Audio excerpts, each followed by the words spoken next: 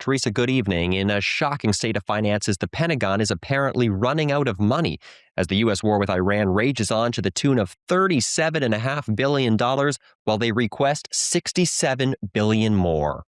Tonight, fiscal fears. New reports documenting how the Pentagon is short on cash as it rushes to cut training and maintenance programs to fund the war with Iran, despite a base budget of $1 trillion allocated for this year alone.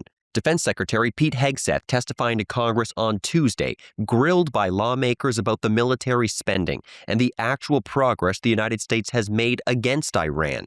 Hegseth admitting those earlier claims made by President Trump about eliminating Iranian military capabilities were wrong. You stated that Iran's military had been, quote, destroyed and, quote, made combat ineffective. That was on day 14 of the war. Was that an accurate statement?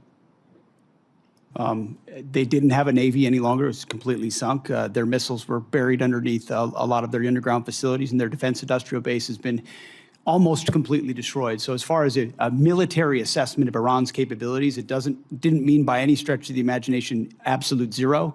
Hegseth hitting back at Michigan Senator Gary Peters in a tense exchange. When will you show Why don't you show some leadership and stand up to your fellow Democrats who won't fund the troops, who stand and play partisan politics while you don't give us the money? You want to stand up here and talk about the troops? You won't show any political courage to actually fund our department because you have Trump derangement syndrome and can't actually commit to anything meaningful. So I put this on you, Senator. Secretary Hegseth, you have trillions. And as anger grows over what appears to be a stalemate costing billions of dollars in American lives, the president releasing another threat on his Truth Social platform, saying if Iran strikes more ships in the Strait of Hormuz, the U.S. will move forward with strikes on Iranian power plants and bridges, including those close to the epicenter of millions of residents. Iran responding with threats to strike infrastructure in U.S. allied nations in the region. Secretary of State Marco Rubio claiming the Iranian regime is not serious about peace negotiations. The problem we're having right now is that they're not serious about talks. If they're serious, we're serious. If they're not, then we will do what is necessary to protect our interest and also the interest of our allies.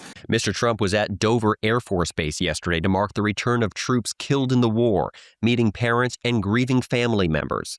It's a stark reminder of a conflict increasingly unpopular at home as the world braces for the economic fallout. A new Washington Post Ipsos poll found that only 28% of Americans say the war has been worth fighting, compared with almost 70% who say it has not been, numbers echoing the lowest approvals of the war with Afghanistan.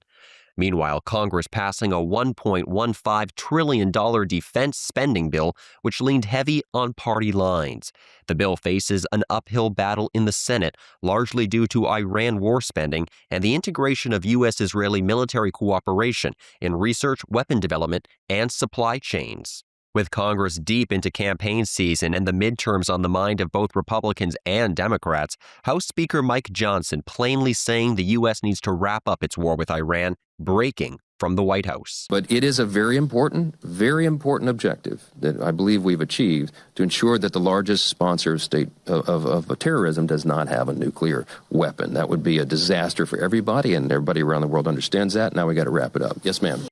As Middle East tensions continue to escalate, a new blockade by the Houthis in Yemen against Saudi Arabia is threatening travel in and around the Red Sea. That is opposite to the Strait of Hormuz, where 6% of global oil travels through.